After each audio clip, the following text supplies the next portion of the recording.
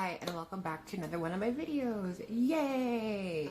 Okay, so today is gonna be story time. I'm going to tell you a story about a particular occurrence that had to do with me and a guy and some magical words, magical phrasing. Okay, so about maybe like 2-3 years ago, I was working at this coffee shop, and I caught the fancy of a particular guy who kind of worked in the same vicinity. Worked at a coffee shop, and right next to the coffee shop there is like this wine bar, and there was like a door opening to where we can go back and forth. Well, he worked at the wine bar, and so I would see him often, and I had like the biggest crush on him, but he was married. But I couldn't help. I was super flirtatious with him, and he was with me, but nothing ever happened, you know, because he's married. So I didn't want to venture into that realm and get myself into a whole heap of trouble. But every day for like, I want to say like a year and a half, I would make him coffee. And when I would make him coffee, I would use like those, you know, those flavored syrups that we carried, and I would use different flavors like rose, and I would use chocolate and cinnamon powder, and I would put all kinds of stuff in it. And while I was doing this, I would like speak into it, and I would be like, be sweet to me, be loving to me, be sweet, like, over and like whisper into it, like put that.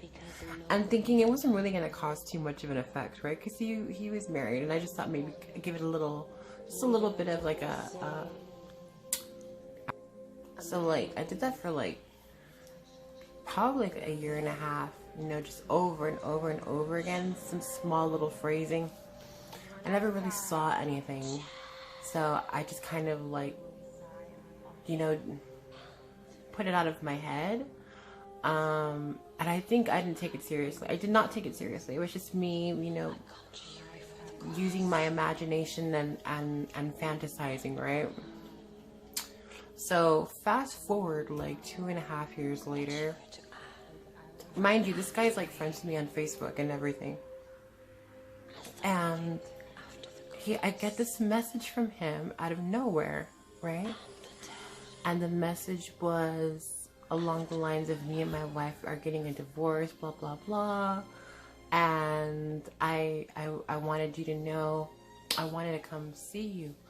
And I'm like, okay, You know, he was going through this divorce and going through this really hard time, and I guess like everybody left him and whatever.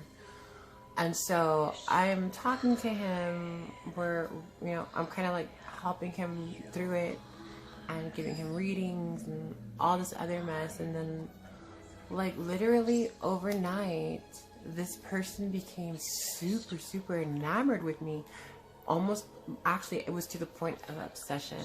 Like, it's something changed like overnight. I didn't understand it. Like, he went from being sweet to being, you know, very involved.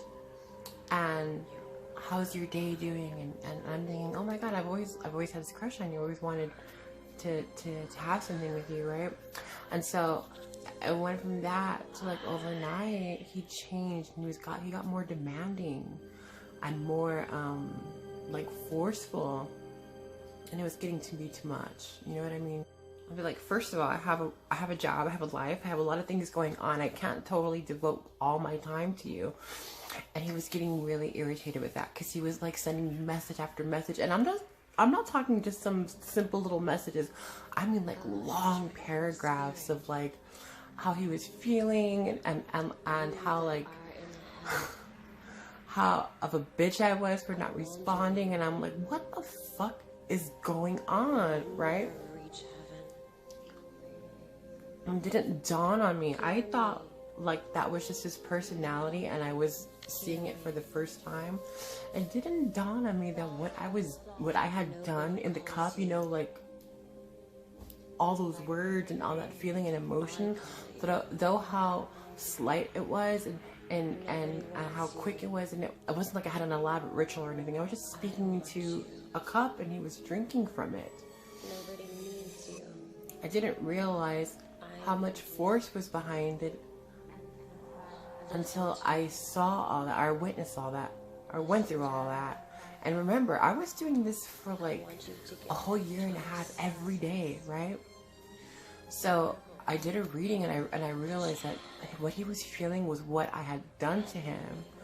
And the only obstacle in the way of him coming towards me was that he was married. And so now that that obstacle was gone, the floodgates opened and everything happened all at once, really, really fast, right? And he wanted so bad to be with me. So what I did was I was like, you know what, you need to get a cleansing. There's something on you, something really dark, right? And so he did a cleansing, and that was just my way of keeping him, like, you know, you need kind of at distance. He did the cleansing, and when he did the cleansing, a lot of things happened. So the day that he did the cleansing that I had him do, he came over, and I let him come over, because before I was like, I had blocked him because he freaked me the fuck out, right? Well, he had come over, and I realized, oh my God, I really am in love with you. It's not a joke, right? And we got together, and then we hooked up.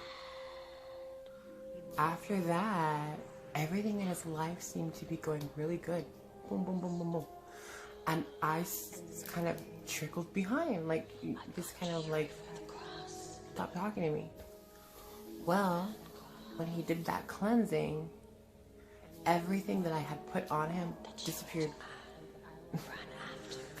Because it wasn't real. And I was left with the short end of the stick. So that's my story. The lesson here is this: just because something seems really small, a spell might be really small, or an action might be really small and insignificant, that doesn't mean it doesn't have any kind of effect, or that it won't have a really strong effect. And just because you don't see something happen right away, that doesn't mean it's not going to happen. It will happen. Things get moved around all the time in order for things to happen for you. So what I'm saying is this: be very, very careful of the things you put out there, because you don't know how they're going to unfold, and you might not like the way they unfold. You know, that even, and yes, you should always do a reading before you do any kind of spell, but sometimes we're not prepared for the spells that we do, I guess, subconsciously or without, you know, planning. So I hope this resonated with you. The other lesson is this: if you're doing work on a person, don't cleanse them. Don't ruin your work.